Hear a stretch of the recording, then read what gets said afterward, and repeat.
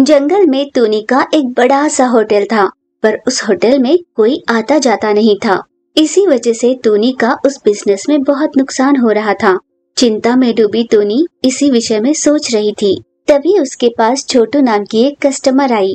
उसने टूनी को आवाज दी, पर टूनी का उस पर बिल्कुल ध्यान नहीं था। छोटू ने इस बार जोर से पूछा, मैं आपको ही पूछ रही हूँ, यहाँ खाने के लिए क्या मिलेगा? टूनी होश में आई और पूछा, हाँ माफ कीजिए, आप नाश्ता करने आई हैं? हमारे यहाँ डोसा बहुत फेमस है, आप खाना चाहेंगी? छोटू ने हाँ में सर हिलाया। एक खुश होकर रसोई में गई और डोसा बनाने लगी। ये सपना है या सच? बड़े दिनों के बाद मेरे होटल में कोई ग्राहक आया है, मुझे बहुत खुशी हो रही है। बढ़िया सा डोसा बनाकर छोटू तोता को दिया। छोटू ने डोसा खाकर टूनी से कहा, डोसा तो बहुत ही बढ़िया है, इसका कितना हुआ? टूनी ने एक प्लेट का 20 रुपए बताया। छोटू ने उसे 20 रुपए दिए और वहाँ से जाने ही लगी। वो अभी कुछ देर पहले जब मैं यहाँ आई थी तो आप किसी विषय में बहुत गहराई से सोच रही थी। अगर आप मुझे कुछ बताना चाहे तो मैं आपकी मदद कर सकती हूँ। मैं अब आपको क्या बताऊँ? आप देख तो रही है, मेरा इतना बड़ा होटल है पर यहाँ पर ग्राहक ही नहीं आते। इसे बंद कर कुछ और करने की सोचूं तो मुझे इसके अलावा और कुछ आता भी नहीं। इसी सोच के असमंजस में हूँ। ओह, इतनी सी बात, ये तो बहुत छोटी समस्या है। मैं आपको इसका उपाय बताती हूँ, पर उससे पहले मैं अपना परिचय तुम्हें देना चाहती हूँ। मैं विशाखापुर से आई हूँ। मैं वहाँ पर भजियों की दुकान लगाना चाहती थी और इसके लिए सही जगह ढूंढने मैं गांव-गांव घूम रही हूँ, पर कोई भी जगह मुझे ज्यादा पसंद नहीं आई। पर मुझे आपकी ये जगह बहुत अच्छी लगी है। अगर आपको इससे कोई दिक्कत न हो तो मैं भजियों का ठेला यहाँ पर लगाना चाहती हूँ। आप अपना होटल चलाते रहो और मैं अपनी भजियों की दुकान, दोनों साथ में काम करेंगे। इस पर टूनी ने कहा, हाँ हम दोनों साथ में काम करेंगे, लेकिन पहले ये तो बताओ कि मैं अपना व्यापार कैसे आगे बढ़ाऊंगी? तुम खुद ही देख लेना। टूनी ने खुश होकर हामी भरी। अगली सुबह टूनी ने अखबार में कुछ ऐसा पढ़ा, सोना देने वाला टूनी का होटल, ऐसा हेडलाइंस में लिखा हुआ था। ये देखकर टूनी को बहुत गुस्सा आया। ये तुमने क्या किया? क्या मैंने तुमसे कभी कहा कि मैं सोना देना चाहती हूँ? तुमने कहा क्या था और तुमने किया क्या? इस तरह से तो मेरा दिवाला निकल जाएगा। मैं कहाँ फायदे में रहूंगी? तुम्हारा दिमाग ठिकाने पर तो है ना? टूनी शांत हो जाओ, तुम मुझ पर यूं गुस्सा क्यों हो रही हो? तुमने पूरी खबर तो पढ़ी ही नहीं। शांत हो जाओ और आगे क्या लिखा हुआ है पढ़ो। गुस्से में रही टूनी छोटू के कहने पर अखबार पढ़ने लगी। उसमें लिखा था, सोना देने वाली टूनी का होटल 2 दिन में शुरू होने वाला है। वहां पर आने वाले किसी एक भाग्यशाली ग्राहक को इडली, वड़ा और बोंडा के अंदर 1 ग्राम सोना मिल सकता है। फिर भी टूनी खुश नहीं थी। उसने गुस्से से छोटू को कहा, छोटू एक बार सोचो, आने वाले हर ग्राहक को अगर मैं सोना देती रहूंगी तो मुझे कहाँ का फायदा होगा? नुकसान ही होगा ना। तुम्हारी इस मूर्खता की वजह से ही आज तुम मक्खियाँ मारते बैठी हो अपनी होटल में। हमें आखिर करना क्या है ये मैं तुम्हें बताती हूँ। हम किसी 1 या 2 वस्तु में सोना डालेंगे। किसी भी एक भाग्यशाली को ही ये मिल सकता है, पर उसे सोना मिलने पर बाकी कईयों को सोना पाने का लालच जागेगा। तब सभी की यहाँ भीड़ लगेगी और अपना बिजनेस बहुत अच्छे से चलने लगेगा। टूनी को छोटू का उपाय समझ में आ गया। 2 दिन बीत गए।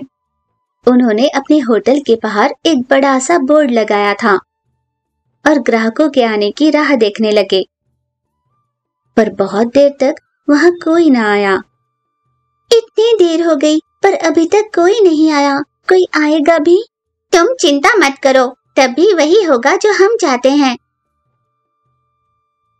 मही नाम की चील वहाँ पर आई और उसने कहा, मैंने आज जाहिरात में पढ़ा कि सोना पाने का मौका मिल सकता है। 1 प्लेट भजी और डोसा लेकर आना। छोटू और टूनी ने उसे दोनों प्लेट परोसे। मही ने जल्दी जल्दी से सब कुछ खा लिया। उन दोनों प्लेट्स में भी मही को कुछ नहीं मिला। उसने और 2 प्लेट्स ऑर्डर किए। उन दोनों ने और 2 प्लेट्स लेकर आए। मही ने उसे भी जल्दी जल्दी खा लिया, पर उन दोनों प्लेट्स में भी मही को कुछ नहीं मिला। आखिर इसमें सोना है भी या यूं ही हमें उल्लू बना रहे हो? जल्दी से बताओ कितना हुआ है, मैं पैसे देकर चली जाऊंगी। आप इतना गुस्सा क्यों हो रही है? एक प्लेट और खा कर देखिए, क्या पता आपके भाग्य में इस बार सोना हो। एक बार मेरी बात मानिए और एक प्लेट और मंगवा लीजिए। अब मुझसे और नहीं होगा, मैंने बहुत खा लिया है। हाँ तो खाना जरूरी थोड़ी है, ये देख लीजिए कि उसमें सोना है या नहीं, और पार्सल घर ले जाइए, आपके बच्चे ही खा लेंगे ना। अच्छा ठीक है, एक प्लेट भजिया लेकर आना। छोटू ने उससे ऑर्डर लिया और गर्मा गर्म भजिए बनाकर उसमें खुद सोना रख मही को दे दिया। इन्हें एक एक कर सारी भजियां खोल कर देखी और मही को उनमें से एक भजी में सोना मिल गया। सोने का सिक्का देखकर मही की खुशी का ठिकाना नहीं था। अरे वाह, मैं तो सोने का सिक्का जीत गई। मही बहुत खुश होकर पैसे देकर वहाँ से अपने घर चली गई। मही ने जंगल पहुंचकर अपने सभी पक्षी दोस्तों को ये बात बताई। ये जानकर सभी बहुत आश्चर्यचकित हुए।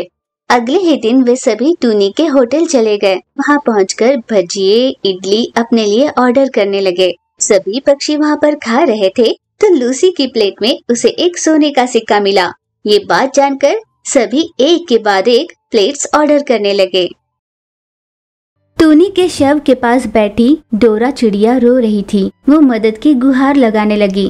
कोई मेरी मदद कर दो, मेरी सहेली यहाँ बेहोश पड़ी है, उसमें कोई हलचल नहीं, उसे अस्पताल पहुँचाने में कोई मेरी मदद कर दो।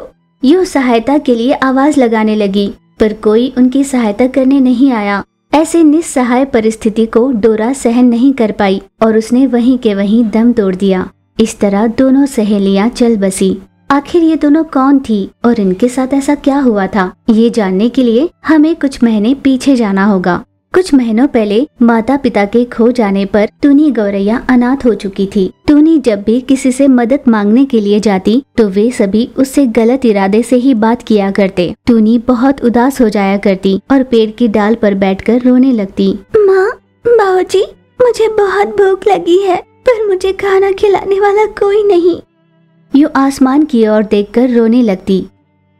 तभी कहीं से उड़ती हुई भीख मांगने वाली डोरा चिड़िया उसके पास आई। लगता है तुम्हें बहुत भूख लगी है। अगर तुम बुरा न मानो तो मेरे पास थोड़ा अन्न है, क्या तुम खाना चाहोगी? हाँ, मैं खाऊंगी, मुझे बहुत भूख लगी है। डोरा ने अपने पास रखा खाना उसे दिया। टूनी खुश होकर खाना खाने लगी। तुम्हारा बहुत बहुत धन्यवाद, सही समय पर आकर तुमने मेरी भूख मिटाई। वो सब तो ठीक है, पर क्या तुम्हारा अपना कोई नहीं? तुम यहाँ अकेले क्यों हो? तब आंसू बहाते हुए टूनी ने कहा, मेरे माँ बाबूजी कोई भी नहीं है। हाल ही में एक एक्सीडेंट में वे चल बसे, मैं अकेली हूँ। यूं अपनी कहानी बताते हुए टूनी रो पड़ी। वैसे आप भी अकेली लगती हो, आपका कोई नहीं? मेरा भी कुछ ऐसा ही है। मेरे अपनों ने मुझे नौकरानी बनाकर रखा था। मेरे माँ बाबूजी के देहांत के बाद मैं हमारे चाचा के पास रहती थी। मैंने भी अपने जीवन में बहुत दुख सहे हैं। ये कहते हुए जब डोरा ने आंसू बहाए तो टूनी ने उसे गले से लगाकर उसे सांत्वना दी। हम जैसे अनाथों की कोई सहायता नहीं करता, अब हम दोनों ही एक दूसरे का साथ देंगे। समय के साथ उन दोनों में अच्छी दोस्ती हुई। वे दोनों साथ में भीख मांगने के लिए निकलते। उन दोनों को साथ देखकर कई पक्षियां उन पर हंसने लगते, उनके बारे में गलत बातें किया करते। तुम दोनों देखने में इतने अच्छे हो, जब हाथ पैर सलामत है तो कोई काम क्यों नहीं कर लेते? आपके लिए ये सब कहना आसान होगा, पर आप हमारी जगह रह कर देखिए, हमारी जिंदगी कितनी मुश्किल है। भूख से तड़प रहे हमें कोई काम नहीं देता। काम मांगने जाओ तो हमारा अपमान कर, हमें भला बुरा कहकर हमें वापस लौटा देते हैं। यूं जब रोते हुए उन दोनों ने कहा तो सभी का शर्म में सर झुक गया। यूं ही दिन गुजर रहे थे। टूनी की सेहत खराब रहने लगी, इसीलिए वो उदास रहने लगी। डोरा अकेली भीख मांगने जाती और जितना खाना मिलता वे दोनों बांट कर खाया करते। पर टूनी की हालत बहुत बिगड़ रही थी, फिर भी उसने किसी तरह हिम्मत जुटाई। तुम अकेली मेहनत कर रही हो, मैं भी तुम्हारे साथ चलती हूँ। ये तय कर वे दोनों भिक्षा मांगने बाहर निकले। तब अचानक टूनी जोर से चिल्लाई और बेहोश होकर जमीन पर गिर पड़ी। क्या हुआ दोस्त? दोस्त तुम्हें क्या हुआ? यूं आवाज देकर उसे उठाने की कोशिश करने लगी। पर टूनी नहीं उठी। डोरा ये जान गई थी कि टूनी अब चल बसी है। अब तुम भी नहीं रहोगी तो मैं कैसे जीऊं? टूनी, एक बार आंखें खोलो ना। यूं सीना ठोक ठोक कर डोरा रोने लगी। वो ये दर्द बर्दाश्त नहीं कर पाई और इस सदमे से वो भी चल बसी। यूं लावारिस पड़े उनकी लाश को देखकर आसपास के पक्षियों ने कहा, बेचारे, इन दोनों ने बहुत मेहनत कर, भिक्षा मांगकर जैसे तैसे अपना गुजारा किया था। इनकी मौत के पीछे हमारा भी उतना ही हाथ है, क्योंकि जब वे दोनों भूख से हमारे पास आए थे तो माँ की तरह उन्हें हमें खाना खिलाना चाहिए था, पर हमने बड़ी क्रूरता से उन्हें ठुकराया। 2 बेसहारा मासूम पक्षियों की जान हम ही ने ली है। हम हत्यारे हैं। यूं पछतावे में चील रोने लगी। उसकी बातें सुनकर पास में खड़े पुरुष पक्षियों को भी शर्मिंदगी हुई। उन सभी पक्षियों ने मिलकर उन दोनों के अंतिम संस्कार की विधि पूरी की।